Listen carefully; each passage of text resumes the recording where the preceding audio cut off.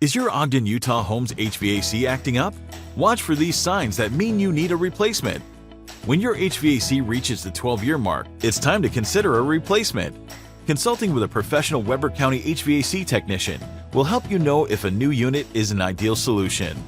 As the unit ages, more significant parts will fail, and repair costs will increase. A replacement could save you more in the long run. If you notice your unit running all the time or taking exceptionally long to cool your home, it's an indication that it's too old and needs to be replaced.